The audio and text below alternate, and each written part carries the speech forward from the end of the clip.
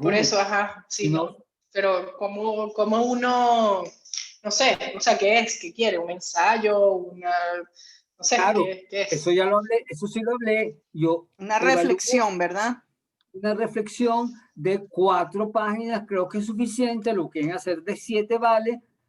2 me parece muy poquito, pero si nada más le salen 2, ¿qué puedo hacer? Pero entre 4 y 7 me parece como un buen número para reflexionar un tema sobre un autor o algo que una a todos los autores, o un tema en particular que ustedes quieran desarrollar sobre el problema de la definición de lo latinoamericano, que es lo que hemos estado trabajando, que es el tema.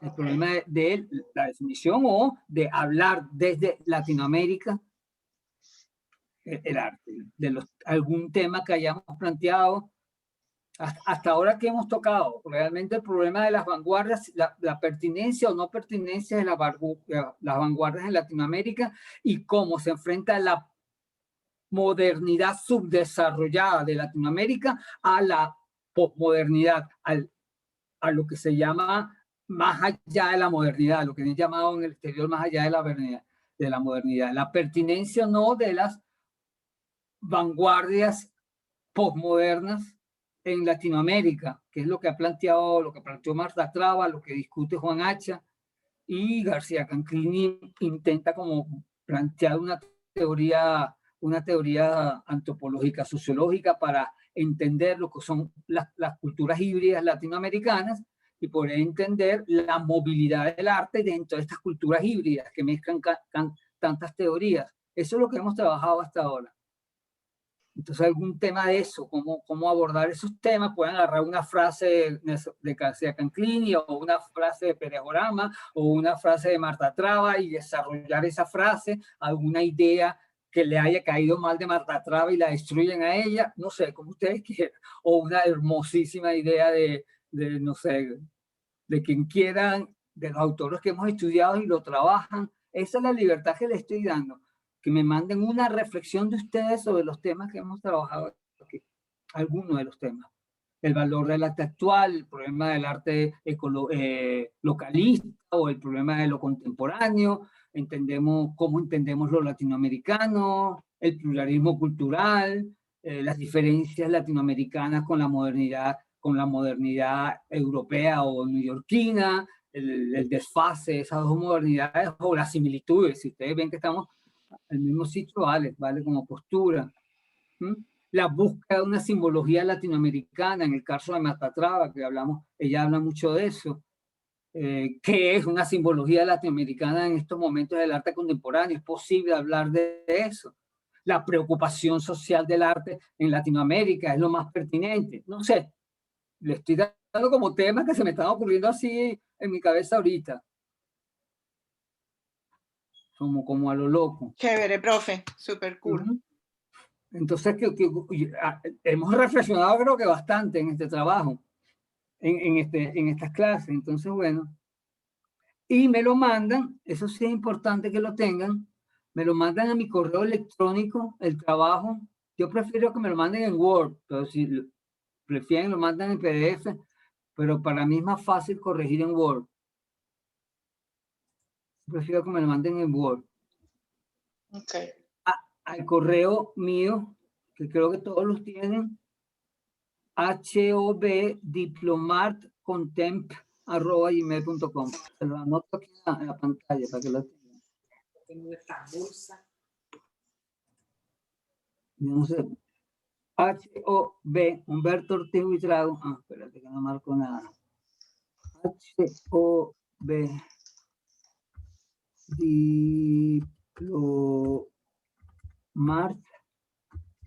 contemporáneo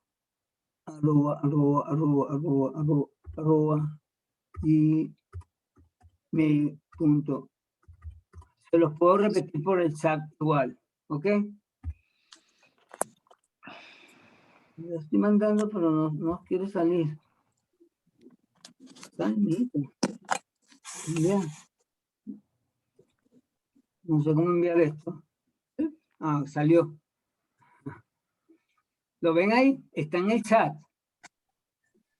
Sí, profe. Sí, Diplomar Contempt gmail.com. El sábado 13 de febrero es la fecha tope. ¿Vale? Vale. Ok. Así que vayan pensándolo y bueno, en estas conversaciones sobre Luis Pérez Oramas creo que se nos pueden ocurrir muchas cosas, la manera en como Pérez Oramas introduce el problema de los latinoamericanos, me parece a mí, que es como muy lúcido y mucho más directo, me parece que los que hemos leído hasta ahora, o por lo menos más actual, quiero decir. Pero ahora más le voy a leer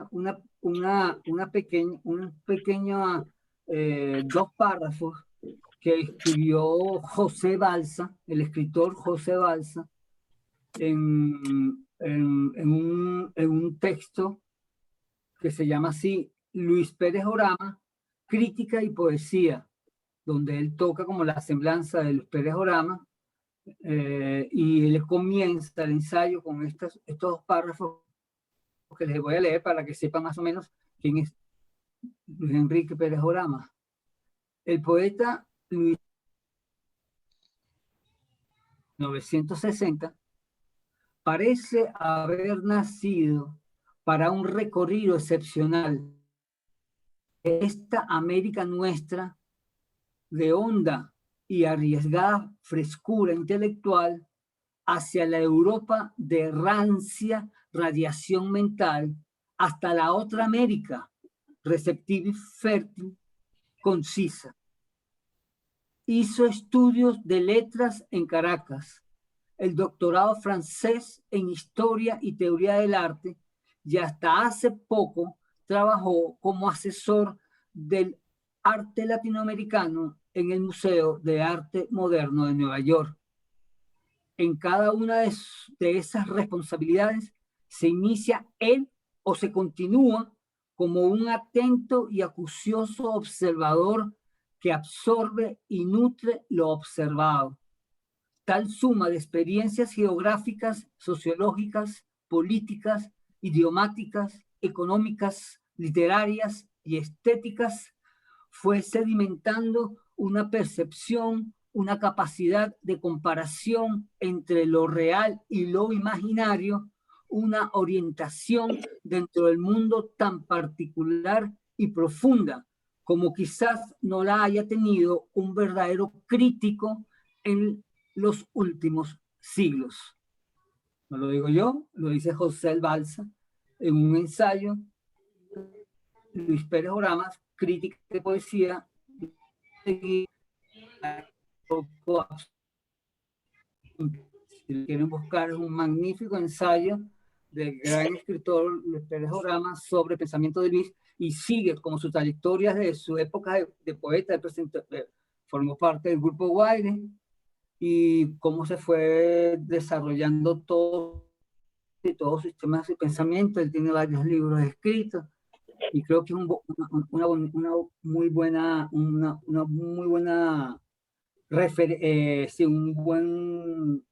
buena reflexión sobre el trabajo de Pérez Oramas, que como lo dice José Balsa también ahí, tiene un especial interés en el trabajo con la palabra, ya que no sé cómo decir, su esencia es la poesía. Luis Enrique todavía escribe poesía y sé que le interesa el trabajo de la palabra, que creo que de alguna manera también defiende en este texto que leíamos para hoy.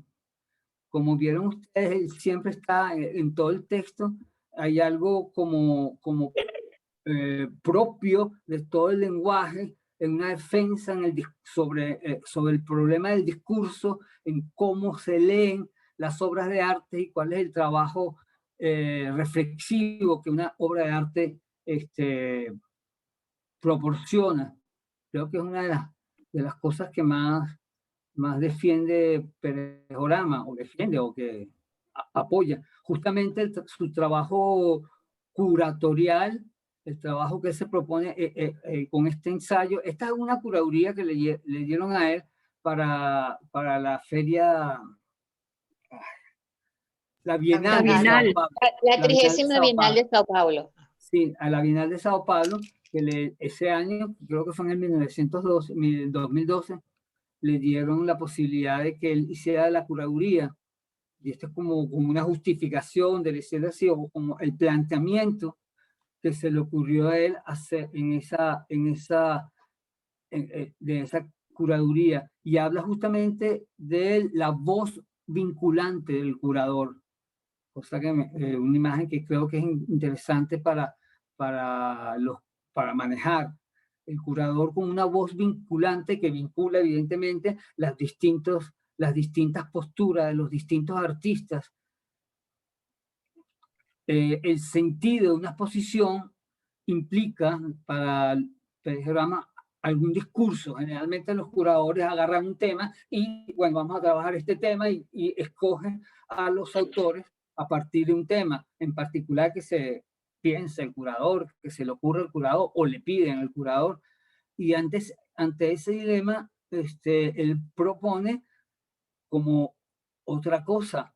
Y es interesante, a mí me parece muy interesante toda esa reflexión que él hace justamente sobre lo que es realmente una curaduría, lo que debería trabajar un poco el sentido de una exposición. Dice, el sentido de una bienal, como el caso que él está trabajando, se manejan expectativas de gran festividad, dice él, que quisiera involucrar al mundo entero, o sea, atraparlo todo. Una bienal con la Bienal de Sao Paulo como que intenta como atrapar todo lo que se está haciendo del arte, que es lo que se ha hecho, y enfrentarlo todo, cosa que es un trabajo casi titánico. La imagen total del mundo, reconoce directamente, es imposible de alcanzar, es una idea imposible de alcanzar, pero es la que se desea alcanzar. Se convierte entonces, dice, y empieza por ahí, me parece su reflexión, una bienal es como una torre de Babel, que es la imagen que nos introduce, lugar donde se encuentran posiciones contrarias, lenguajes diferentes, lenguajes que se cruzan, que se pelean entre ellos con respecto a la misma creación artística. ¿Y qué le puede ofrecer sentido a una bienal? Evidentemente, las bienales son también para hacer mercado. ¿Cómo se trabaja eso? ¿Cuál es el sentido? Y ahí entramos en la pregunta que me interesa a mí hablar. ¿Cuál es el sentido? ¿Cómo lo elabora Luis Enrique? El sentido de la experiencia estética. Es en el fondo lo principal a dilucidar cuando se monta una exposición. ¿Qué hacer? ¿Cómo provocar lo importante del arte, que es las experiencias estéticas? No hay arte si no hay una experiencia estética. Una experiencia estética implica necesariamente una participación del espectador, evidentemente. La experiencia estética es siempre, insiste Luis Enrique constantemente, es siempre particular, es distinta a la experiencia estética que yo tenga o la que tenga cualquiera de ustedes ante una obra de arte o ante miles de obras de arte y ante una feria. No existe una significativa del arte, y eso también lo reconoce Luis Enrique, y estoy citándolo. Cada obra, no existe una apreciación significativa del arte sin que detrás resuene texto. Me encanta esa palabrita. Resuene un texto. Yo les pregunto, ¿cómo que resuene un texto? ¿Qué es lo que resuena? ¿Qué es lo que resuena cuando tenemos una experiencia estética? Hay alguien tiene el micrófono prendido y está interfiriendo, no sé quién será. Marianela, creo que eres tú. Tiene el micrófono prendido y entra un ruido que no me... ¡Aló! Lo escuchamos, profesor. Sí, sí. Okay, Ahora okay. ya se silenció el micrófono. Okay. Y la pregunta justamente ahí es donde yo creo que planteamos la discusión a nosotros. ¿Qué es la experiencia estética? ¿O por qué se atreve Pérez Orama a plantear que detrás de toda obra de arte resuena un discurso, un decir. Hablan, ¿desde dónde habla una obra de arte? ¿Qué es lo que dice? ¿Qué es lo que resuena en una obra de arte? Que es el gran tema de la experiencia estética, cómo manejamos la experiencia estética. Hablan las obras en sí mismas. Y él va a defender justamente, fundamentalmente, eso, la inminencia de la expresión artística. Una obra de arte vale en sí misma por su propia, en su sola presencia, en lo que tiene posibilidad de sentido, que ese ya es un tema que se viene trabajando en la teoría, yo diría que del romanticismo, pero fuertemente de Hayek. La experiencia estética parte de un objeto artístico, un objeto extraño que se muestra a un público y el público es el que hace la experiencia, el que vive la experiencia. Como si la experiencia estética no responde a otra cosa distinta que la misma obra de arte que produce la experiencia estética. Eso es lo que va a mover prácticamente toda la vanguardia del principio del siglo pasado. Los modernos van a defender constantemente esa independencia que tiene la obra de arte, que no necesito depender supuestamente ni de la economía, ni de una fe religiosa, para que no necesita la obra de arte para ofrecer lo que tenga que ofrecer. Yo creo, de alguna manera, esa es la gran pregunta. Si esto es así, si la obra de arte habla por sí sola, ¿cómo armo yo una bienal? Se hace la pregunta Pérez Grama. ¿Qué es lo inminente de una obra de arte? De una expresión artística. La posibilidad de que la experiencia estética ocurra. Esa es la presencia de la obra de arte, lo que hace es que abre la posibilidad a que ocurra una experiencia estética en quien lo vaya a ver. ¿Me siguen lo que estoy planteando? Entonces, ahí está, ¿en qué consiste la experiencia estética? ¿Cómo hablamos de la experiencia estética? Porque evidentemente la experiencia estética es siempre particular, siempre es subjetiva. Es una subjetividad enfrentada a un objeto particular, distinto, novedoso. Pero es como una experiencia estética con el Ávila. Es mi persona enfrentada al Ávila. A una experiencia estética con la obra de arte, ¿sí? Es la obra de arte la que habla en mí. Ahora, ¿cómo habla la obra de arte en mí? Es el gran tema. ¿Cómo habla la obra de arte en mí? Y la modernidad manejaba la idea de que la obra hablaba en sí misma y por sí misma. Que la obra de arte es tan completa en sí misma que gracias a esa unidad o totalidad que ella forma, permitía que los demás pudiéramos conversar sobre ella. Así lo planteó Kant y así siguió todo el romanticismo, hablando de la obra de arte en sí. La obra de arte es una pieza en sí misma que, como va a decir también Baudelaire, es la mercancía pura. O sea, vale en tanto tiene esa forma y esa manera, que habla del arte, que sigue la historia del arte en todo caso, que sigue los estilos del arte, pero no tiene por qué abocarse a una idea distinta que la misma obra de arte. ¿Aló? ¿Aló? ¿Sí? ¿Aló? ¿Quién hablaba? ¿Qué pasó? ¿No me escuchan? ¿Se cayó todo? Sí, profesor, sí lo sabemos escuchamos. qué pasó. Okay. ¿Alguien quería hablar? Porque yo oí una voz. No sé, creo que se abrió un micrófono sin querer, pero ya. Vale, ok. Entonces aquí creo que teóricamente hablando, por lo menos Luis Enrique Pérez Orama toca un conflicto que yo creo que va a desarrollar en todo el tiempo, en todo este escrito. Es uno de los temas que me interesó a mí como seguirlo cuando leía ese escrito, es justamente eso, la inmanencia de la obra de arte, lo que es la obra de arte en sí, ¿Cómo crea sentido?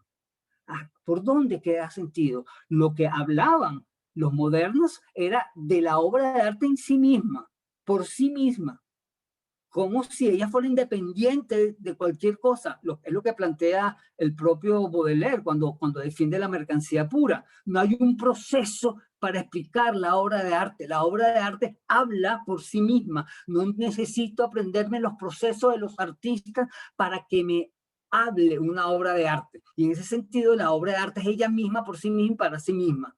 Baudelaire. Ahora, Luis Enrique toca justamente, me parece a mí, toca justamente esa posibilidad de sentido en este texto que estamos leyendo. Porque el arte por el arte, vale, eso es importantísimo, pero incluso en el arte por el arte, en el trabajo formal, no hay un juego de referencias, un juego de relaciones con la historia del arte o con otras maneras de hacer arte. De alguna manera, una obra de arte que vale por su inmanencia, por sí misma, si es también da posibilidades de sentido cuando la comparo con otra obra de arte que la contradiga o no la contradiga, pero que se presenta con la misma eminencia que se presentó la primera.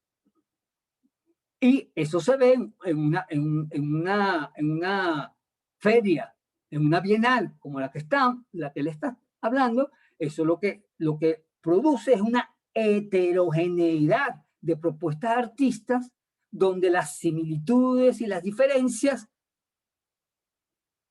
se rebotan unas a otras, y ahí están como las imágenes artísticas discutiendo, hablando, haciéndose referencias las unas con las otras.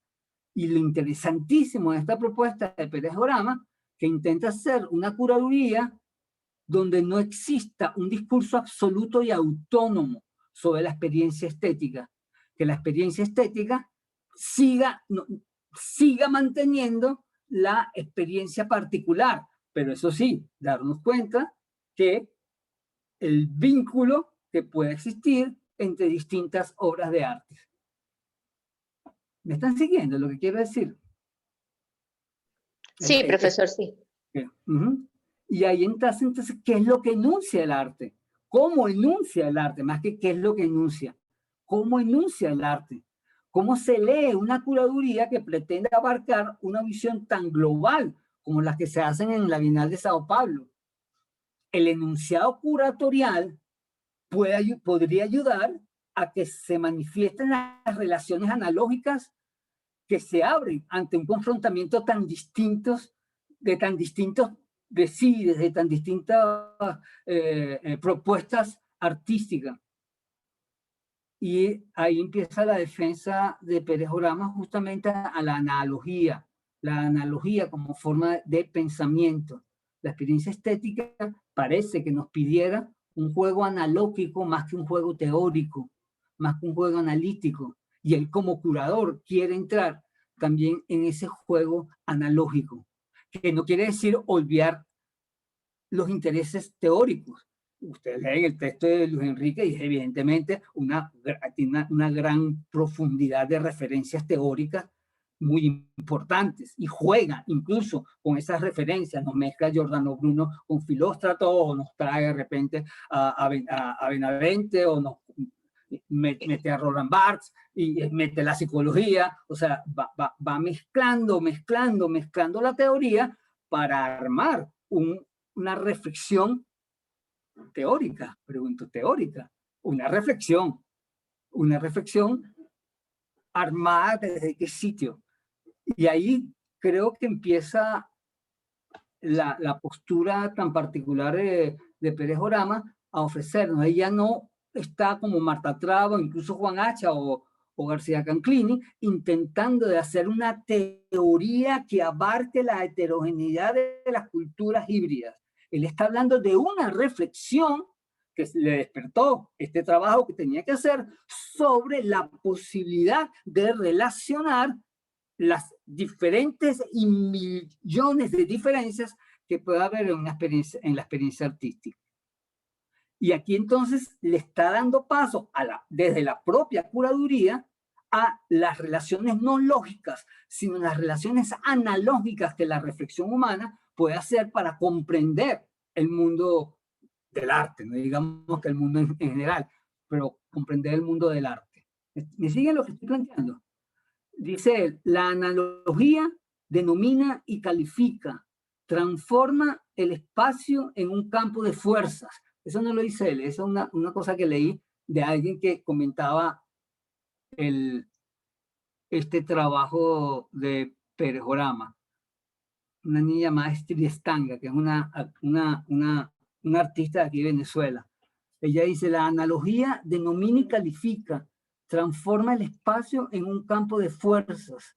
Si se exagera la analogía, todo es idéntico. Si se evita, todo se divide. Que me parece como muy interesante. Ella está hablando justamente de el papel de este curador en esa bienal. Lo importante es resaltar, más que un tema o criterio particular del arte, lo importante es resaltar en esta curaduría son precisamente los juegos simbólicos, es decir, los posibles sentidos que se muestran en las experiencias particulares y distintas del arte, confrontar las experiencias estéticas. Y esa es la postura que intenta justificar o plantear este ensayo de Pérez Orama. Una experiencia estética es particularísima. El sentido de una obra de arte es particularísimo. Una curaduría que tiene tantos lenguajes distintos que va a pretender implantar un tema sobre la experiencia artística, plantear un tema sobre la experiencia artística, que lo puede hacer. Yo quiero trabajar la pobreza. Instalo, entonces, las obras de arte que giran alrededor de la pobreza. Pero eso no es lo que quiere hacer Luis Enrique.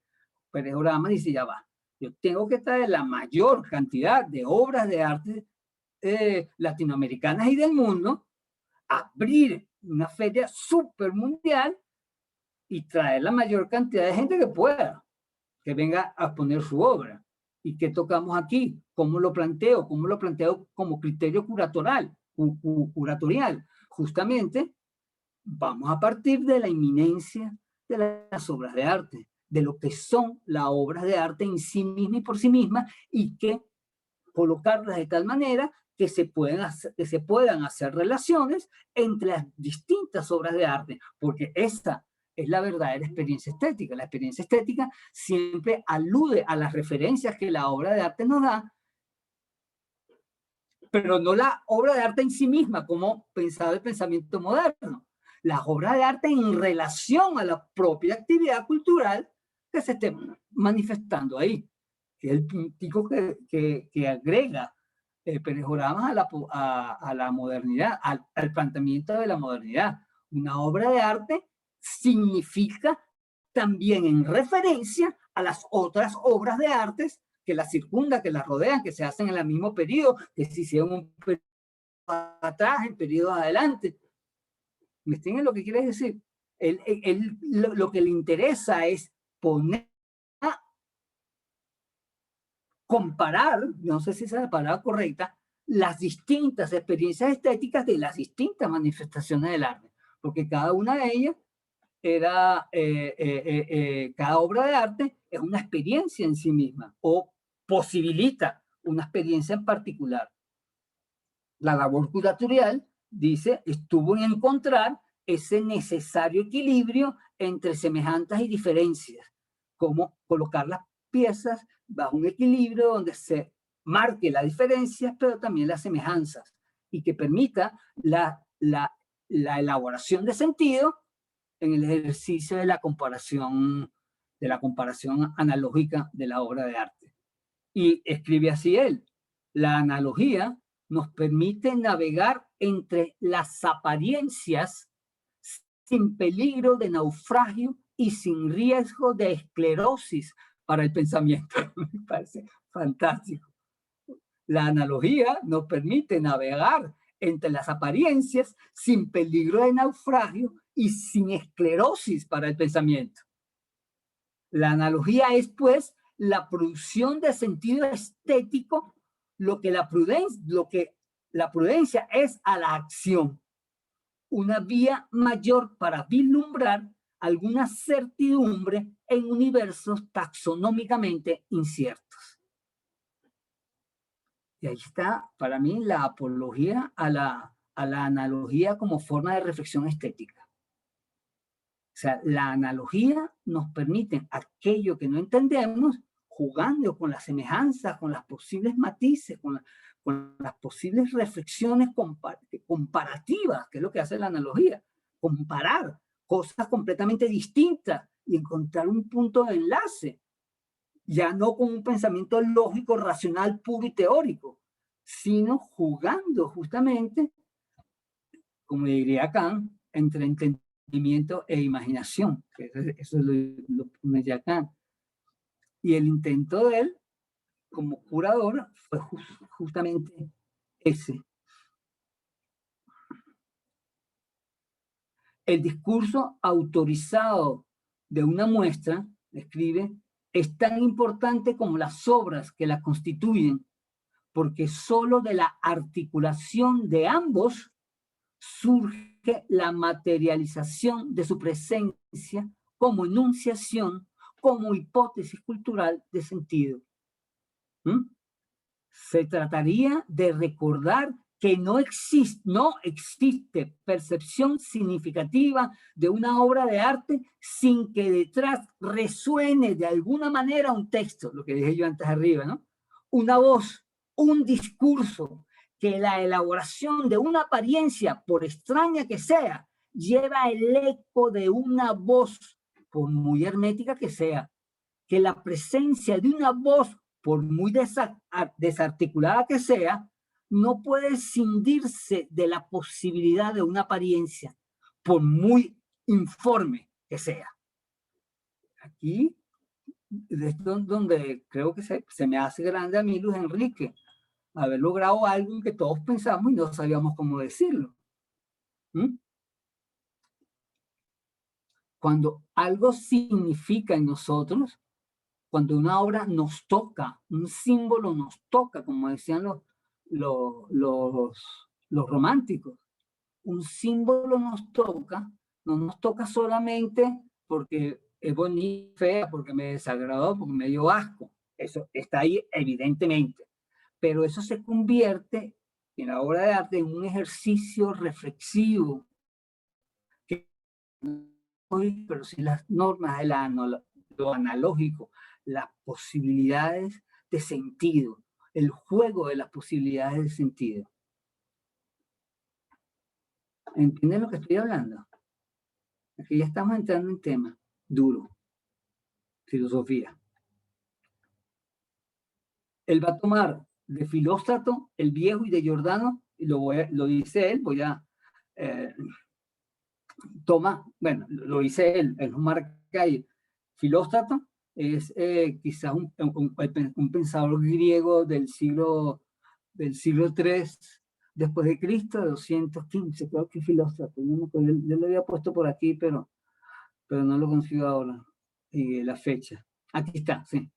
Filóstrato de Lemos nació en el 215, filósofo, historiador, sofista, lengua, y el principal libro de él, bueno, no el principal, él tiene varios, pero el libro que se hizo bastante famoso de él es uno que ha repercutido mucho, siempre como escondido, pero que ha repercutido mucho en todo el pensamiento estético de Occidente, que es un libro que se llama, algunos lo traducen imágenes de cuadros, otros lo traducen de otra manera, que no me acuerdo cuál es ahorita la otra palabra que usan.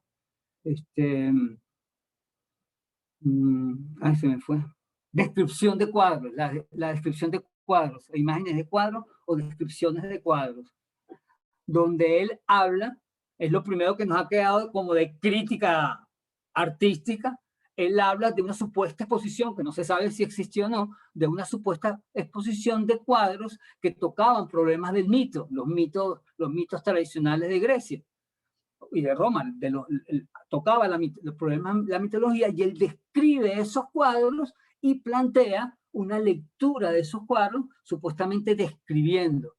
Pero lo particular de esa descripción, que ahí está lo rico que creo que toma Luis Enrique, y lo particular de esa descripción del Filóstrato, de esas descripciones en palabras de figuras, de imágenes, se convierte en el lugar de reflexión misma del escritor, donde participa no solo la mirada objetiva que describe, tiene la perspectiva tal, la forma tal y un equilibrio técnico que se forma entre esto y esto, sino el sentido posible del mito así representado. ¿Cómo?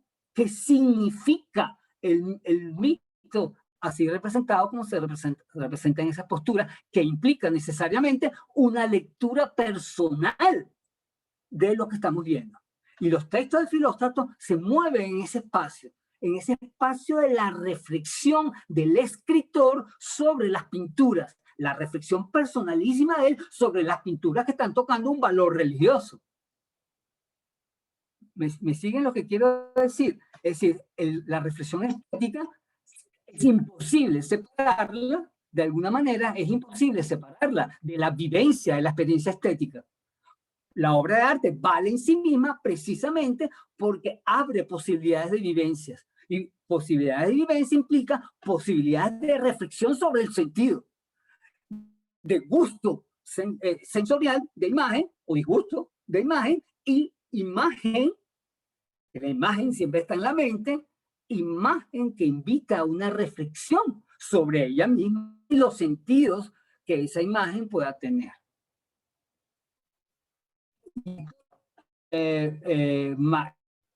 Luis Enrique da un giro sobre la modernidad, pero mantiene la tradición analógica del pensamiento estético que se está formando desde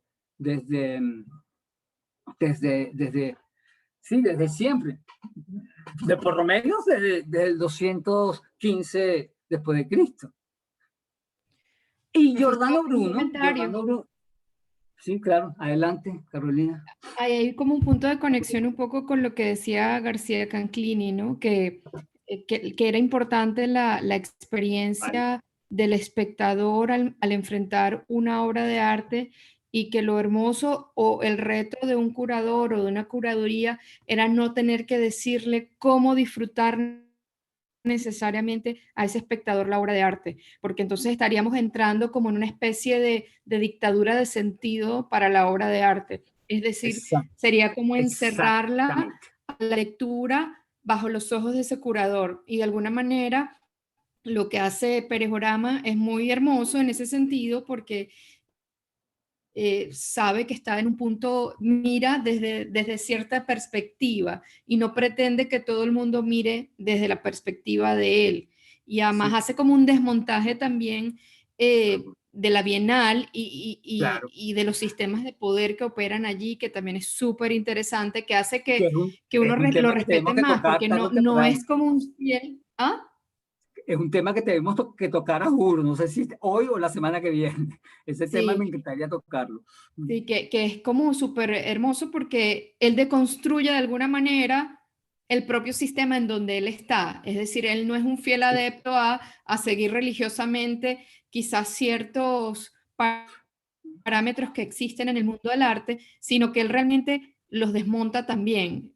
Muy entre líneas lo hace, y eso me parece brillante de su pensamiento, porque a veces sentimos que de repente hay ciertos críticos que se casan demasiado con un pensamiento o con ciertos artistas, y que no se atreven como a desmontar tampoco lo que está ahí subyacente. Entonces a mí eso me parece muy valioso de la propuesta de Perejorama, que él lo hace, pero sabiendo los juegos de poderes que existen en las bienales, en las artes, con los artistas, las galerías. La mercancía, porque esto también es mercancía de alguna manera, ¿no?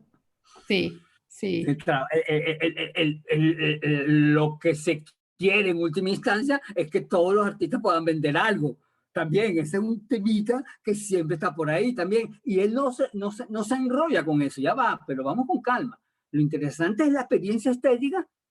Bueno, sí, que lo compren, que no lo compren, pero lo fundamental es hacer del proceso de ver arte, de vislumbrar arte, estar en ese juego de sentido que el arte nos permite, de posibles sentidos, de sentidos y además de sentidos dentro del mismo arte.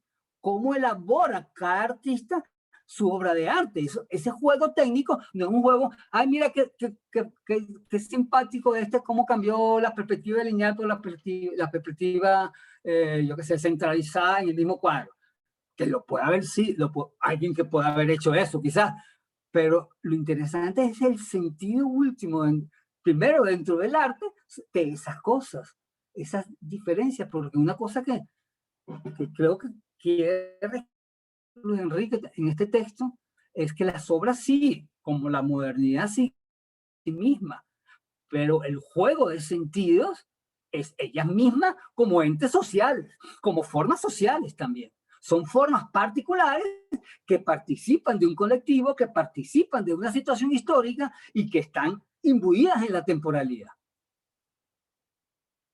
Y en tanto están imbuidas en la temporalidad, sus referencias no es ella misma sola, su referencia es ella misma sola en un contexto dado, en una historia dada. Que ese también fue uno de los grandes descubrimientos de la modernidad, que no todos lo aceptaron, evidentemente. Menos, no sé, los comerciantes, que le gustaba más la idea de la obra como mercancía pura, que no tiene ningún sentido, no tiene ningún significado, y ahí toca la mercancía pura. Ahora, Luis Enrique también se cuida de otra cosa, que yo no tengo aquí los temas, pensaba hacerlo más adelante, pero si salió el tema, lo voy a decir. Él se cuida de lo que llama de la estética de contenido, esas que intentan plantear una teoría sociológica y antropológica en el arte directamente sin pasar por el trabajo técnico del arte. Ya va, eso es como tratar de traer una teoría y meterla jura aquí. Dice, eso creo que también es un error, dice, muy común quizás en el arte contemporáneo, para poderle darle valor a un arte contemporáneo, se empeñan en hacerlo meramente un campo de crítica social, por decirlo de alguna manera, de crítica a la economía. Profesor, pero en ese eso tiene que aspecto, yo tenía hacerse una dentro de la obra. pregunta. Sí, una pregunta En ese difícil. aspecto yo tenía una pregunta porque me parecía entender exactamente eso que usted está diciendo, como que de alguna manera a Peresorama no le gustaba demasiado, no sé si estoy siendo quizás Bueno, no lo tan dice precisa, pero directamente. quisiera decirlo porque me interesó mucho ese tema, porque nosotros en otras materias obviamente estamos viendo arte ligado a la política, entonces de alguna manera Peresorama, si no lo leí mal, me parece que de alguna manera no le gusta demasiado el arte que está tan vinculado a la política, en la medida en que es como muy pretencioso con una obra quizás, es como mirarse como al ombligo, dice. O sea, es como pasar de lado todas las ciencias sociales. Es decir, como artista plásticamente quiero plantear algo que a los cientistas sociales le ha costado quizás toda una vida, libros y libros de producción intelectual. Entonces que tampoco lo veía como por ahí la salida. O sea, me parece que hace como una crítica importante, que es interesante para nosotros que estamos estudiando arte contemporáneo leerla. O sea, que de alguna manera no le parece, o sea, lo toma con muchas pinzas, ¿no? El arte político. Sí, justamente, él lo llama de una manera que yo ahorita no me acuerdo, lo estoy tratando de buscar, cómo es que los cataloga él, habla de ese tipo de arte, que no lo...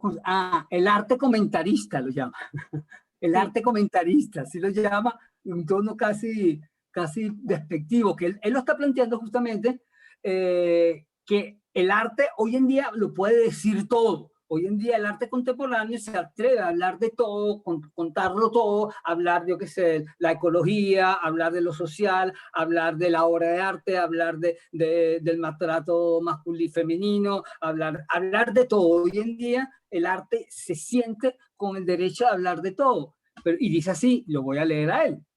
Pero no deja de ser cierto también que este espacio para decirlo todo, este espacio para todos los ruidos y todas las voces que ha devenido el ámbito del arte contemporáneo es una suerte de simulación de un foro global donde se exponen, discuten todas las miserias colectivas, todas las preocupaciones sociales, todas las patologías individuales, todos los fantasmas de una doxa total que ha venido a sustituir la ilusión moderna de una obra total. Aquí está dando algo interesantísimo.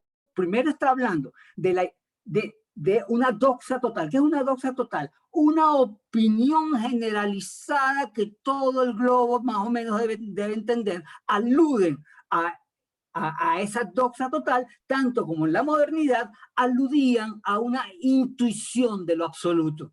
Los románticos querían que la obra de arte manifestara lo absoluto desde la intimidad de la intuición. Ahora los contemporáneos parece que quieren acomodar, a criticar la globalización del mundo o el sistema global o la naturaleza o el maltrato a la naturaleza, todo, y todos tenemos que estar más o menos de acuerdo en lo que ellos plantean porque esto tiene que ser así. Y él contra eso mete su dedito. Esta doxa total que llama él contribuye grandemente a diluir en el imaginario colectivo el ámbito del arte, de suerte que ya no sabría el ciudadano ordinario definir o identificar al artista, mientras éste no cesa de erigirse sobre el legado de una libertad heredada de los combates formales modernos que les son cada vez más ajenos, tanto más ajenos cuanto lo declaran explícitamente superados. Consecuencias de esta tendencia de todo vale. El arte contemporáneo heredó de las vanguardias de principios del siglo XX los combates formales del arte. Esta lucha de estilos trajo como consecuencia una libertad de maneras de decir que se tradujo en el arte contemporáneo en una libertad de decir cualquier cosa. Esa libertad del artista y del arte pretendió trasladar la idea de un arte que buscaba lo absoluto en el siglo XIX a un arte que busca aglutinar a su alrededor la mayor cantidad de gente, de público. La consecuencia social de esa libertad del arte ha separado al hombre común del arte contemporáneo. Esa es la idea mía. El arte contemporáneo se pasó entonces del arte que se pretendía lenguaje iluminado de excepción al lenguaje de unos pocos. El arte que se instituye y se programa como lenguaje común, como un lenguaje de todos y para todos. ¿Me están siguiendo? ¿Mm? Y ahí ese dilema lo intenta tocar Luis Enrique Pérez Jorama, que me parece una manera muy juguetona. Yo uso la palabra, muy jugando. Ok, sí, vale. Estoy hablando de pura teoría en este caso. La obra de arte vale en sí misma en tanto obra de arte inmanente, ¿ok? Su decir está en ella misma. Y su decir se confronta a otros decires. Ahora, la pretensión de la obra de arte de ser respuesta clara y precisa a los problemas sociales, ¿por qué? ¿Por qué esa pretensión? Yo discuto sobre cómo están manejando el ecosistema del Amazonas. Mi obra de arte elabora sobre ese tema, elabora una obra de arte. La obra de arte está llamada a dar la solución de esa crítica, o está llamada solamente a mostrar ese problema. ¿Dónde está el arte? ¿En qué sitio está el arte? Mostrar ese problema, anunciar ese problema. Y yo pongo el gran ejemplo para mí, siempre sigue siendo el Guernica de Picasso. ¿Qué hizo Picasso? Picasso denunció exactamente el bombardeo a Guernica. Ahora, el Guernica es solo la denuncia al bombardeo. ¿Dónde está el arte? El sentido de esa obra, la denuncia al bombardeo de Guernica es clara. Es evidente, y eso va a pasar a la historia y se entenderá porque se llama Guernica y eso se dirá y se dirá y se dirá. Pero el discurso del Guernica va más allá del simple del simple denuncia social. Y ahí es donde se da el equilibrio de lo que es arte y no es arte. En ese espacio tan matizado es donde se juega el sentido del arte. Justamente en ese espacio. Un espacio muy delicado y que por supuesto ahí también se manifiesta la subjetividad de cada uno de nosotros. La subjetividad de cada espectador, quiero decir. En ese espacio de bueno, lo social, pero el arte, el bello arte. O, digamos, bello, por decir una categoría, la categoría del pasado. Pero es más o menos la defensa que hace Gadamer, también en lo contemporáneo. La belleza en Gadamer juega justamente ese sitio donde se abre la reflexión abierta, libre, al estilo kantiano, la reflexión libre, se abre, ese es el espacio propio del arte. Una obra de arte debería o se manifiesta, mejor, se manifiesta como una presencia que produce imagen en el espectador y esa imagen, el sentido de esa imagen se convierte en un juego reflexivo, Y no porque la imagen determine cosas, al contrario, es porque la imagen abre posibilidades de sentido, invita a la reflexión. No sé si me fui por ahí. Pero, ya me salí de mi tema de todos modos.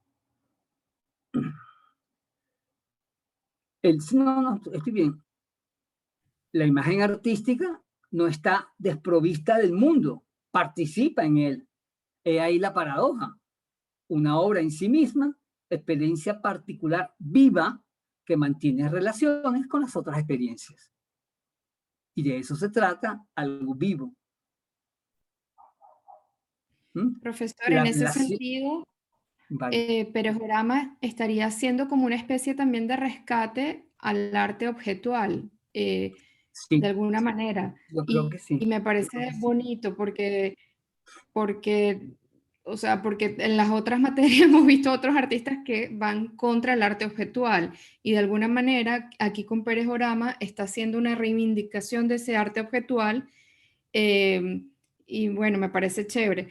Y también veo una conexión también importante con Canclini cuando hablaba de Borges y Octavio Paz, que por ejemplo en Octavio Paz decía que bueno, le salía muy bien denunciar las situaciones políticas, pero no le quedaba tan bien cuando había que dar entrevistas o vender libros, o sea que siempre se quedaban como en la situación de denuncia, pero ya no eran tan críticos cuando tenían que capitalizar de alguna manera esa denuncia. Sí, yo adoro a Octavio Paz y nunca me gustó la lectura que le hace Nelson García a Octavio, pero no importa. Independientemente de eso, a mí lo que me parece interesante de la postura de Luis Enrique, justamente,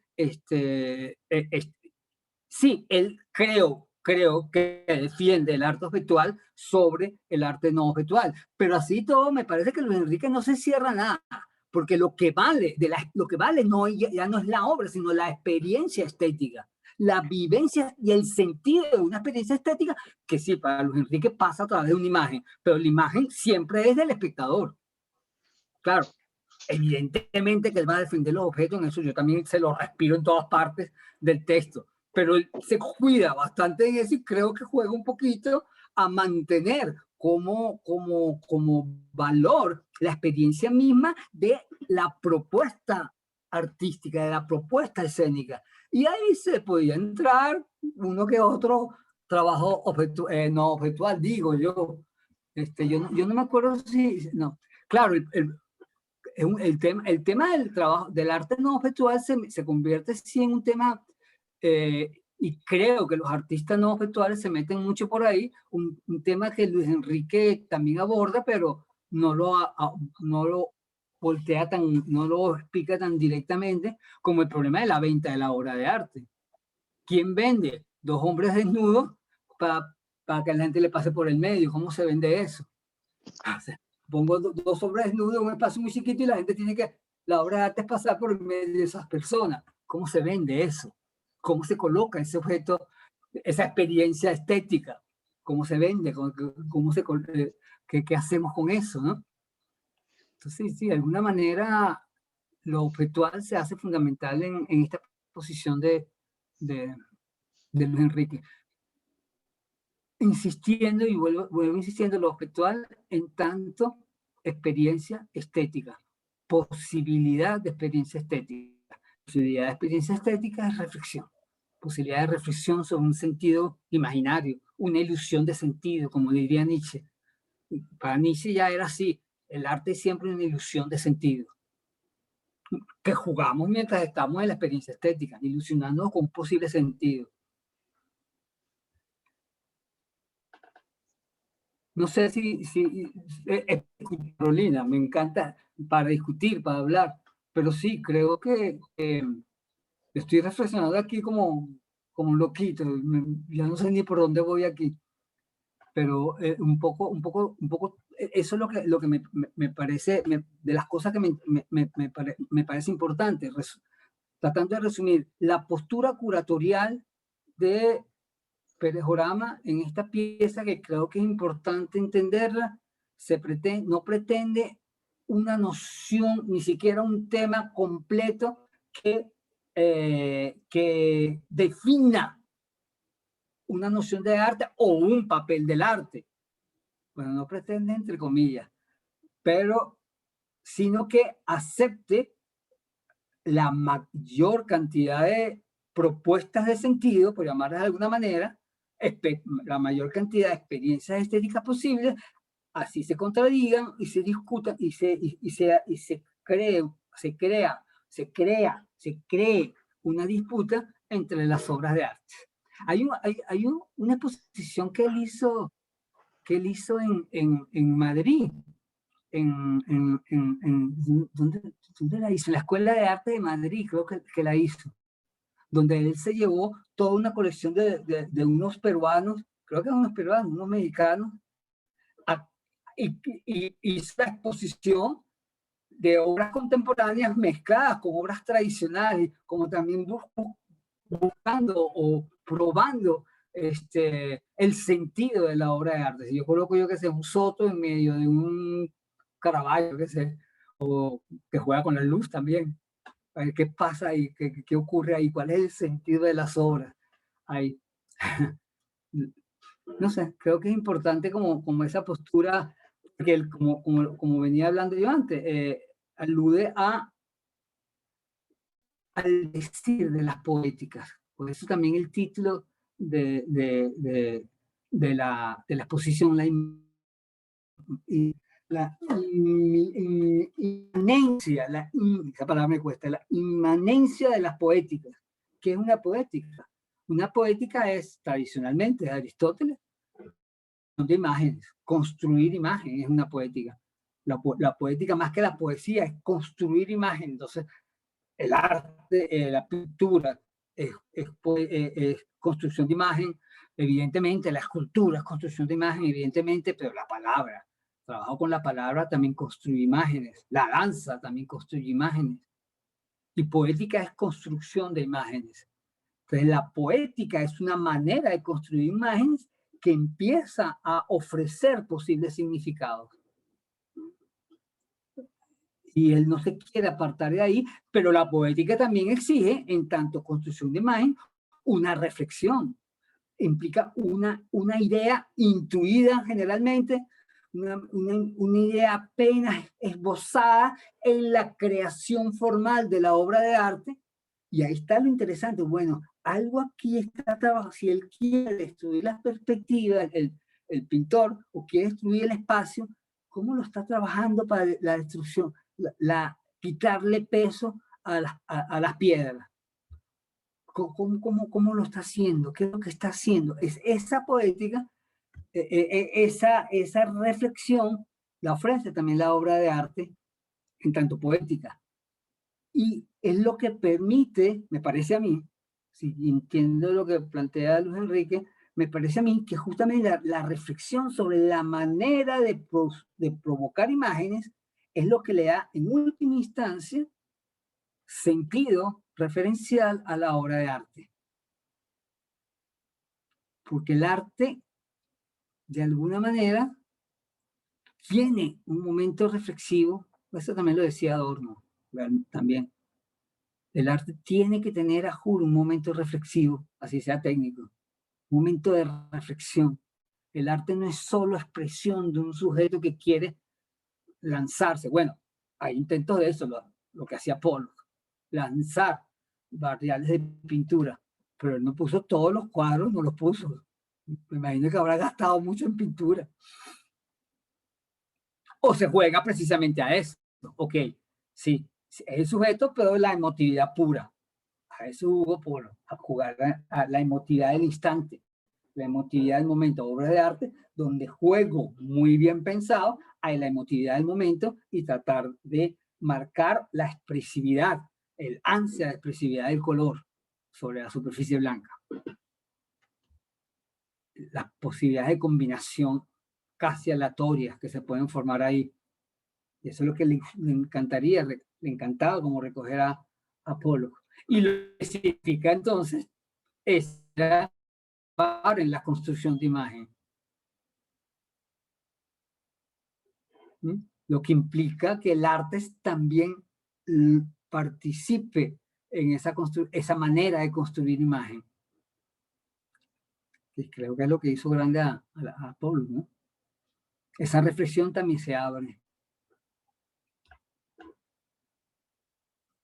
Sí. Bueno, iba a hablar de Giordano Bruno hace rato, pero creo que ya no nos pasamos. No sé qué piensan ustedes. Para Aristóteles, la poética es una estrategia discursiva de las formas. Así lo define Pérez Orama. Estrategia discursiva de las formas, una poética.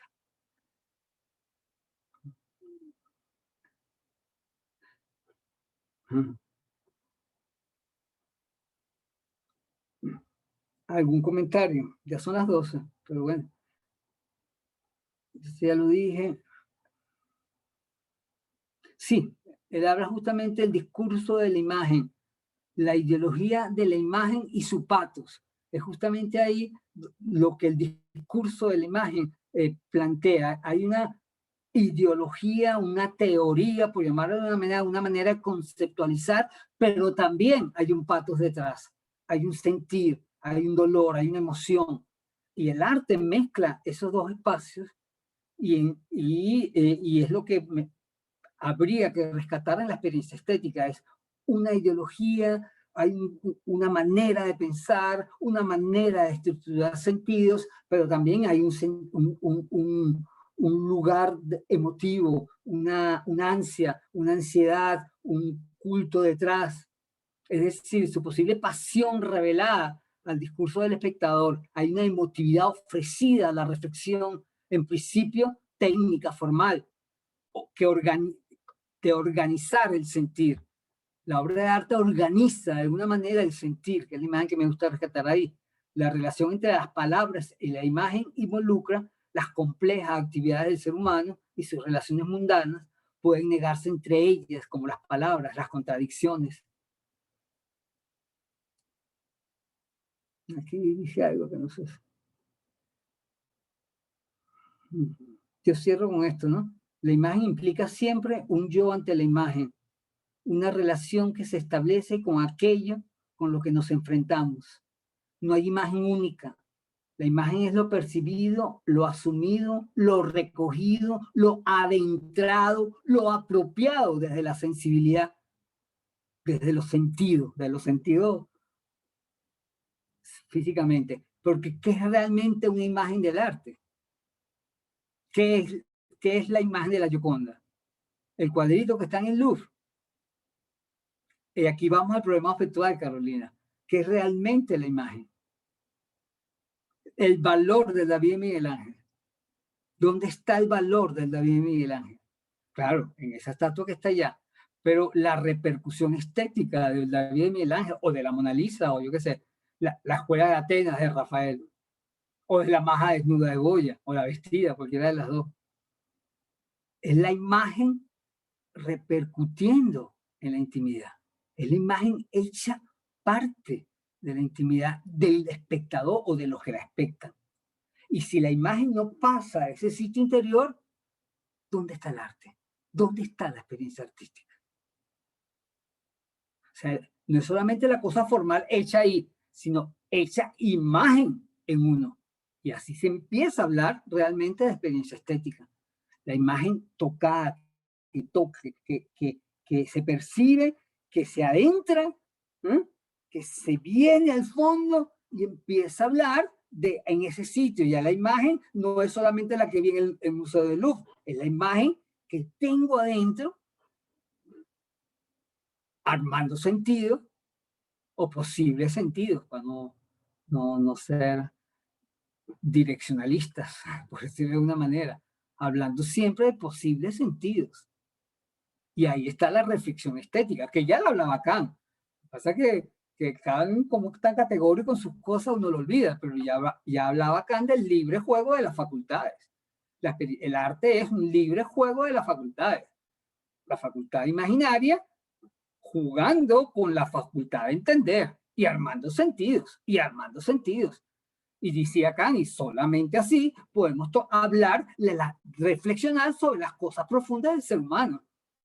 Que las cosas profundas, la justicia, el bien o el mal, esas son cosas que no tienen imagen clara, precisa. El arte nos invita desde la imagen clara a reflexionar sobre las grandes ideas que no tienen imagen, que son pura teoría o son arte. Eso es lo rico que planteó Kant. Si son todas teorías, se meten en el problema de lo moral. Es buena la definición de lo bueno para, y ahí entramos en el problema ético. Ahora, el arte nos abre las reflexiones más profundas sin otra pretensión que el libre juego de mis facultades. Estoy hablando de Kant, ni siquiera estoy hablando de Luis Enrique, pero creo que de alguna manera aquí lo recoge Luis Enrique de una manera quizás más amable que Kant, porque no lo recoge de la filosofía, lo recoge desde el trabajo mismo de la escritura. El texto de Luis Enrique se nota que hay un trabajo de escritura, un trabajo de elaboración por parte de él como curador, de tocar las imágenes y reflexionar el mismo decir sin separarse objetivamente de lo que está haciendo, sino elaborando con la propia escritura. Ojalá yo reciba trabajo de este tipo. Elaborar la reflexión teórica del sitio del vivir mismo, de lo que se vive realmente como experiencia estética, que yo creo que en última instancia es lo esencial que yo rescato del trabajo de Luis Enrique en este texto. No sé, comentarios. Estoy hablando mucho. Profesor, bueno, sin duda alguna tenía que hacer algo así hermoso para esa bienal, porque además Luis Enrique trabajó en el MoMA como encargado de la parte del arte latinoamericano, entonces era como un compromiso también de labor sin, o sea le tocaba, no tenía otra opción, no tenía más salida, sino que lanzarse con este texto tan inteligente. Sí. Sí, me imagino. Sí, un texto inteligente y tan valioso porque plantea cosas muy lúcidas y maneras de asumir. El trabajo estético también se percibe mucho en este texto, maneras de asumir justamente la reflexión estética. No, puso a los curadores en un sitio también de revisión completa sobre su propio hacer. O sea, pretender en abstracto una curaduría no es tan fácil. Vamos a ver qué es lo importante de reunir a un grupo de artistas. El tema, la experiencia estética, ahí nos ponemos a jugar también, ¿no? Ahí el trabajo curatorial que es tan importante hoy en día pone también, Enrique, al curador a jugar en un ámbito mucho más abierto. Propone un tema, vas a poner. Generalmente es lo que le dicen en la sala a los jurados, propone un tema. Ya va, vamos a tocar cuál es el tema a proponer, a discutir. ¿Me sigue lo que estoy diciendo, Carolina? ¿Me sigue lo que te quiero plantear? Que yo creo que ahí Sí. toca un sitio fabuloso. Yo quería, como todo el mundo está muy callado hoy, yo no sé siquiera si tengo alumnos, solamente veo que tengo a Carolina, porque nadie más habla, pero bueno, yo quería tocar esquema de la semana que viene. ¿Qué vamos a tocar la semana que viene? Seguimos hablando por aquí. Justamente, si hay más temas, por favor, tráiganlo ustedes. Yo traigo como yo leo. Entonces yo me involucro en lo que leo y yo pongo más o menos, ordeno como entiendo yo las cosas. Pero si hay temas a discutir, por favor, propónganlo ustedes. A mí personalmente siento que este ensayo daba para otra sesión más incluso. O sea, es como... Por lo menos 2 sesiones o incluso 3. Es un ensayo inmenso. Yo pongo aquí temas a tratar la semana que viene. La globalización, que él la maneja de una manera encantadora. ¿Qué es la globalización? ¿Qué podemos entender como globalización?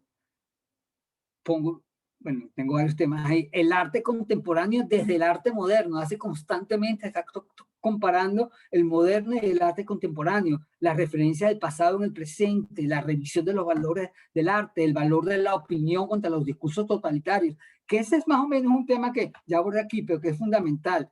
El arte moderno buscaba un discurso absoluto, completo en la obra de arte, y el contemporáneo no entra por ahí, o no, sí, no parece que pueda ya entrar por ahí. No lo sé. ¿Cómo pretender una intuición de lo absoluto, como pretendían los románticos? Eso lo vamos más o menos hoy. Y bueno, el problema de todo vale en el arte contemporáneo, realmente. Y yo tenía para la semana que viene volver a tocar el arte comentarista, que él llama así, la sola denuncia total, que hoy más o menos lo tocó Carolina, pero creo que es un tema que podríamos abordar muy claramente nosotros y problematizar ese problema que hoy en día está como muy vigente, ¿no? Profesor, es Elizabeth, sería como un manifiesto crítico sobre la sociedad actual y el comercio del arte, de alguna manera, ahí entre líneas. No lo logro ver así. Yo no lo logro ver así como un escrito crítico en el sentido que me lo estás planteando, Elisa. Yo no lo veo así. Yo lo veo un escrito sí reflexivo, muy reflexivo sobre la contemporaneidad, que él tampoco puede determinar absolutamente, pero cuáles son los asuntos que se están discutiendo, que tenemos que discutir en la contemporaneidad actual.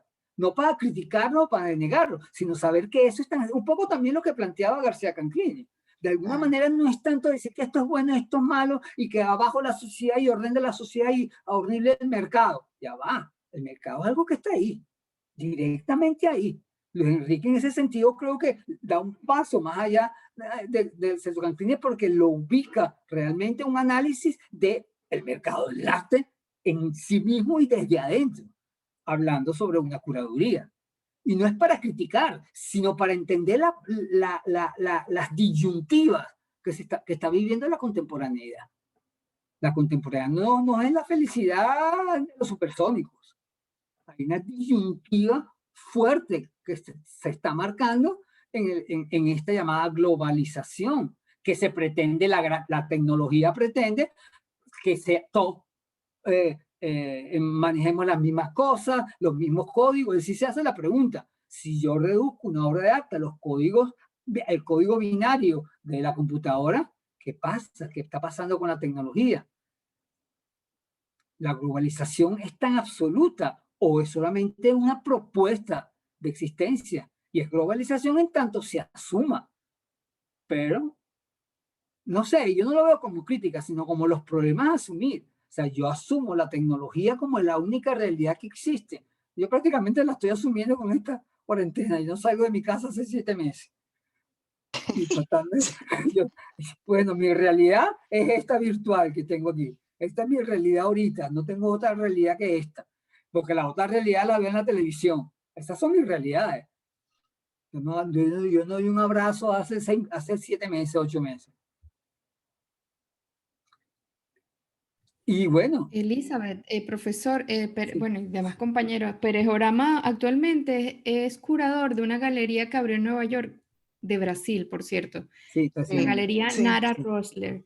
Entonces, bueno, para entender un poco el trayecto de él, tampoco él es que reniega del mercado, sino que lo entiende. O sea, como que entiende cómo funciona. Y lo maneja. Exactamente. Entonces eso... Intenta jugar con él, exactamente. Exactamente, eso sería como, él participar entiende con lo él. que está pasando allí, no es un ingenuo, o sea, no es como un seguidor de tendencias o tiene una postura crítica, él juega en ese juego también, pero conoce el entramado. Sí, claro que sí, es más analítico con ese... Sí. Exactamente. Claro, entonces yo no lo veo como una crítica a todo, sino realmente una reflexión importante a todo. Una reflexión que creo que cualquiera de los que tenemos pretensiones intelectuales tenemos que hacer. Tratar de ver las cosas, no digo que objetivamente, ya eso está perdido, pero si ver los matices de las cosas, sea cual sea, existe el mercado, ahí está. Y el arte no existe sin mercado, también es verdad. Claro. O sea, ¿qué hacemos ahí? ¿Cómo nos manejamos ahí cuando hay intereses cruzados en la misma cultura? Porque son los intereses cruzados. El artista puro que quiere ser puro arte y el artista que no quiere ser puro arte, sino que quiere ser famoso. Y eso está ahí, manifestándose todo el tiempo ahí. Y el arte contemporáneo estamos cargados de esas tensiones. Y eso es la cultura. Eso es la cultura actual. Yo creo que se coloca en ese sitio. ¿Me entiendes lo que quiero decir, Elisa? Sí, no, absolutamente. Sí. Y entonces no sé, no me gusta leerlo como un manifiesto contra la Bienal. Al contrario, creo que la coloca en un sitio muchísimo más interesante. La Bienal, sí, que venda todo lo que quiera, pero en la Bienal también puedo confrontar reflexiones profundas del ser humano. Y ahí, de alguna manera, jugando al arte y jugando al mercado. Pero las reflexiones están ahí, pueden participar de una Bienal tan importante como esta. No, profesor, y que todos los que están imbuidos en este mundo del arte, galerías, artistas, tienen que jugar con esa doble moral del arte y el mercado. Claro, el problema es doble moral. Doble tendencia. Yo no pienso que es ninguna doble moral. Doble tendencia del ser humano. Yo sí lo pienso, o sea, lo que hay son matices, pero es una doble moral, o sea, lo critico, no lo critico, vendo, no vendo, cuánto cuesta, cuánto no cuesta. No sé, yo ya no tengo criterios éticos, la verdad, hace rato que los perdí. No sé esta lluvia de ideas es perfecta, sí. ¿Qué? Yo no creo que para nada es una doble moral, o sea, yo creo que es como un sistema. Si, o sea, los coleccionistas buscan crear sus colecciones quizás bajo un criterio curatorial específico. Y para eso necesitan obras, las obras las venden, si no entonces que las obras se regalan. ¿No? Sí, y lo interesante, por ejemplo, de los coleccionistas es que bueno, supongo que habrá gente que nada más compra porque valen, porque es mercado, pero generalmente los guía en primera instancia un afecto por el arte y va comprando cosas que más o menos se adaptan o tocan un gusto, por decirlo de alguna manera, una manera de contemplar el mundo. Decir que los coleccionistas son unos mercachifles puros, no sé, habrá alguno que lo sea, estoy seguro, pero que todos entren dentro de esa categoría me parece como difícil, como que ya ahora como bajarle un poco ese tono, me parece a mí, y que creo que Enrique también lo toca aquí. Vamos a ver lo que está pasando realmente en una Bienal como la de Sao Paulo. Ahí está el mercado colocado ahí, están las obras intentando marcar su presencia de sentido, algunas criticando el capitalismo del Estado, yo qué sé, pero Bueno, yo conocí una persona que criticaba a Luis Enrique que Venezuela no llevó al techo de la ballena porque era muy social. Eso decía él. ¿Por qué no llevó a nadie de las denuncias que hacía el techo de la ballena? Que no le interesaba. Pues. No lo sé. Creo que Luis Enrique no podía llevar todo el arte venezolano. Tuvo que hacer escogencias y él sabe mucho del techo de la ballena, también lo sé que sabe, y lo ha estudiado mucho. Pero bueno, es verdad, no llevó ninguna obra del techo de la ballena de Venezuela, que era un movimiento muy crítico, realmente. No sé, ese temita está ahí, evidentemente. Ahora, yo la verdad es que no he visto, o sea, cuáles son las obras ni cuáles son pero él dice, y en el texto, que él trata de incluir como la mayoría de artistas que quisieran ir, o sea, Claro. una frase así dice, o sea, que trata de incluir un rango amplísimo sí, de todo lo que está pasando en el arte en ese momento. Entonces, sí. bueno, quizás los del techo de la ballena, como conociendo un poco, porque no es que lo conozco a profundidad, pero conociendo un poco, quizás ellos mismos se autoexcluyeron, quién sabe, no sé. O sea, No creo porque Techo de la Mañana ya no existe. no, bueno, exacto. Sí, claro, y no además lo es un llevaron movimiento, porque no sí. quisieron ir. Sí, el Techo de la Ballena ya no existe. Eso ya no está. Bueno, Jacobo Borges sigue por ahí, pero el grupo ya no existe, quiero decir. Techo de la Ballena fue un movimiento cultural caraqueño muy fuerte. Claro, pero los ¿por qué años no fueron a esa 60. bienal? ¿Por qué no lo En los llevaron a 60, esa sí. bienal? Quizás porque ellos no quisieron ir, quién sabe, o sea, no se sabe, pero la idea entiendo que era incluir a todo el que quisiera Hay ir. un momento dado el texto donde se nombra como una serie de artistas, ¿no? Sí, Y, Pero sí llevó él a habla Gego. de varios artistas. y en la Durante página todo web se puede ver desde la Bienal, están también la lista de artistas. él va hablando y comenta alguno que otro artista aquí bajo esta problemática, bajo esta otra problemática, que lo llevó a escoger a este y a aquel. Él lo va comentando en el texto, evidentemente lo hace. Sí, él lo hace, a Gego le llevó, Gego estaba entre los artistas. Sí, estaba. A mí personalmente me pareció, perdón que te interrumpa, me pareció muy interesante que hayamos leído este texto, porque para mí es muy distinto a todo lo que hemos leído a lo largo de estas sesiones. Sí, es verdad. Cambia todo la manera de enfocar y es un latinoamericano venezolano. O sea, por eso quise introducirlo, ya, pero es que toda la teoría hasta ahora se mete mucho, hay siempre como una crítica social izquierdosa y mezclada en todo, tanto en Marta Traba, Juan Hacha, como en menos Nelson Castillo. Claro, pero ahí está. porque todos los otros textos también devienen de como de historia del arte o de ciencias sociales, o como que ese es el esquema metodológico de esos textos, ¿no? Y él plantea ya la cosa históricamente. Este tiene, no sé, su asemejanza sería lo más cercano a esos textos poéticos que a veces hay en catálogos de instituciones, ni siquiera de instituciones de arte, ¿no? O en sí ensayos bastante poéticos, ¿no? De arte. Sí. Y eso es algo claro, que como estrategia textual es muy distinto a donde estábamos. Eso es lo que quería llegar. Justamente, el intento de Luis Enrique no es saber cuál es el problema de la cultura, es vivir ese problema, hablar y reflexionar desde la vivencia misma dentro del problema, de la vida misma dentro del problema. ¿Me entiendes lo que quiero decir? Y en eso es poeta, No es plantear teorías sobre los problemas, sino dejar testimonio de la vivencia de los problemas. Y él estaba en el meollo del asunto en ese momento, lo ponen a curar a Pablo. Sí, pero él hizo algo que yo leí este texto hace como 7 años cuando salió. Y ahorita, bueno, lo disfruté mucho volver a leerlo porque realmente me doy cuenta de la cantidad de cosas que están ocurriendo en este texto.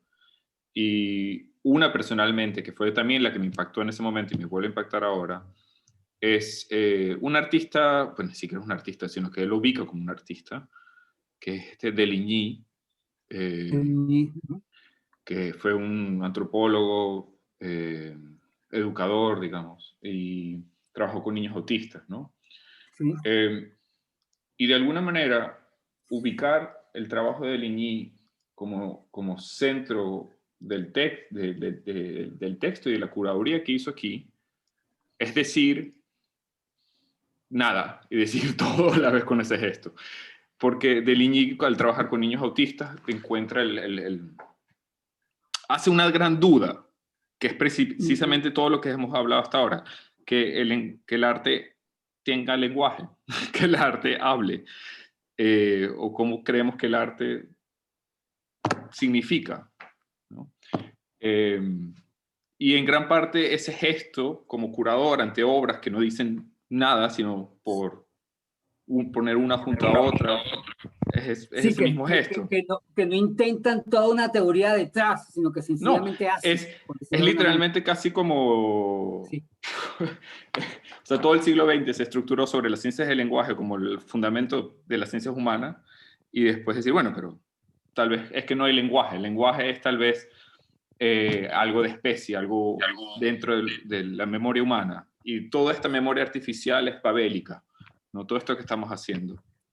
Claro, pero es una experiencia poética muy, muy dura, que creo que... Pero creo que Luis Enrique ahí toca algo esencial en el texto de Luis Enrique, que creo también es importante resaltar. Claro, la obra, la imagen, la presencia misma de la imagen, que no dice nada, se convierte de alguna manera en una voz que habla. También en algo que dice da posibilidades de reflexión. Porque esa posibilidad es llamarla eminencia. Exactamente. Hay algo ahí, la presencia de ese objeto, por eso que Orine decía que era objetual, la presencia de esa experiencia ahí, esa posibilidad de experiencia es la que nos permite ahondar en los vaciles existenciales, por llamarlo de alguna manera, ahondar en la posibilidad, y lo digo siguiendo incluso la trayectoria del arte moderno.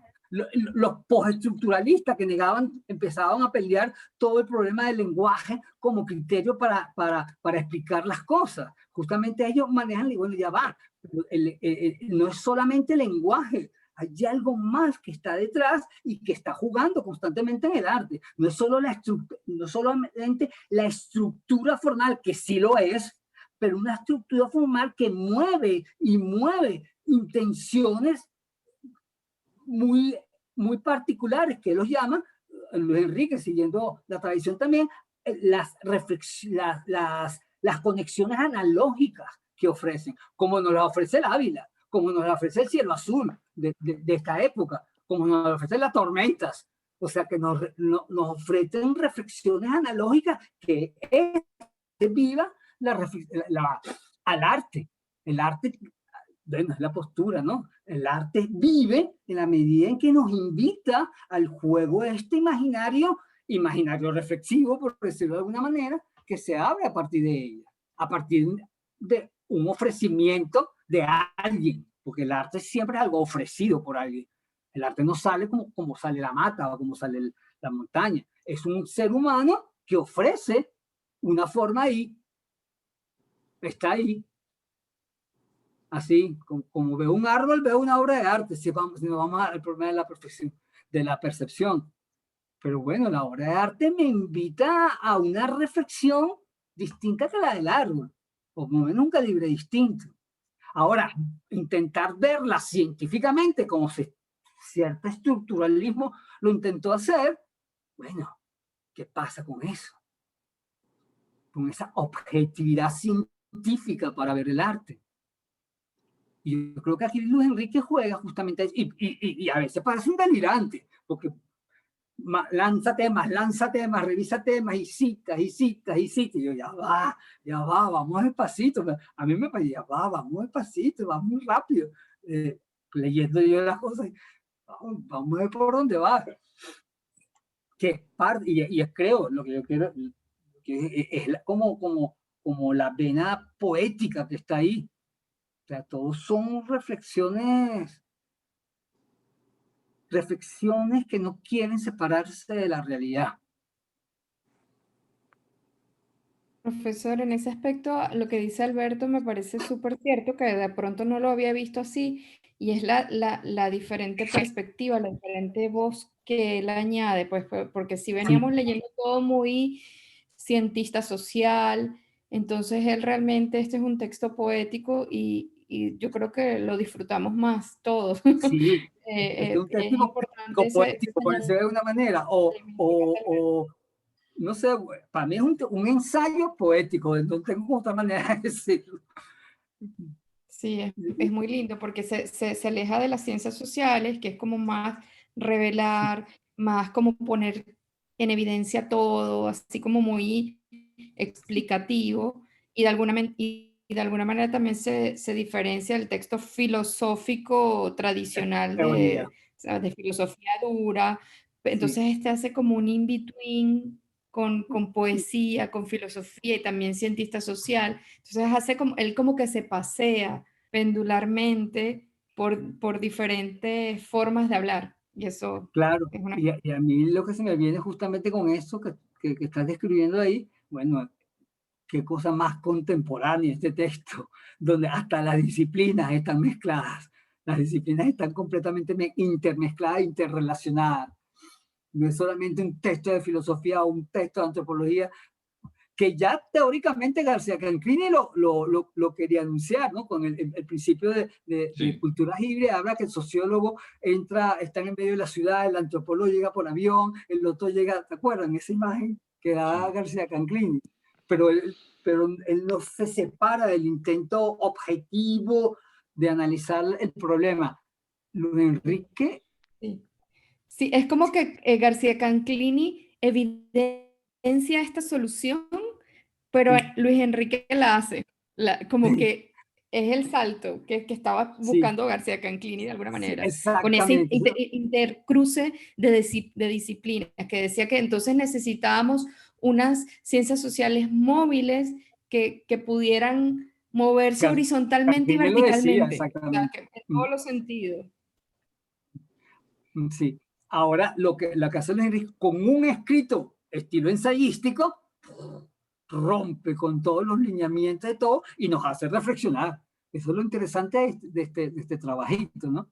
Léanse, yo les recomiendo de verdad el texto de José Balsa, el que cité al principio. Ese texto es maravilloso y explica como todo el camino de Luis Enrique desde su primera poesía. Y sí, la idea de crítico poeta es básicamente lo saco de ese texto de José Balsa, que se los recomiendo, se consigue fácil por internet. Se los recomiendo grandísimamente con la hermosa escritura de Balsa, además, con la lúcida escritura de Balsa, de José Balsa. Se los recomiendo realmente, ese texto de Luis Enrique, de José Balsa sobre Luis Enrique. Y bueno, no sé. Yo le iba a leer otra cosa, pero no me acuerdo que seguimos la semana que viene. Déjame ver las cosas que he escrito. Fabiola. Listo. Ahí lo tienes. Yo no lo saqué de ese texto. Yo lo saqué el de arriba sí. Absoluto, yo lo saqué de ahí. A lo mejor está en las dos partes. Okay. Yo lo saqué del primer link que puso Alberto. Lo saqué yo. Es estupendo ese texto de Balsa. Y bueno, si quieres hablamos de ese texto la semana que viene, me encantaría. Nada. Nos vemos la semana que viene entonces, muchachos. No sé si esta cámara funcionará. Hoy no los vi a ninguno. Aquí estoy. Hola. Me están llamando, espérenme. No puedo entender. No puedo atender. No sé quién era. Vale, nos vemos la semana que viene entonces. Seguimos con Perejorama. ¿Les parece? Sí, gracias, Alberto. sí, gracias, Carolina. Ok, profesor, hasta luego. Seguro. Hasta luego. Feliz fin de semana. Igual. Buenísimo, gracias, profe. Vale, chao. Chao.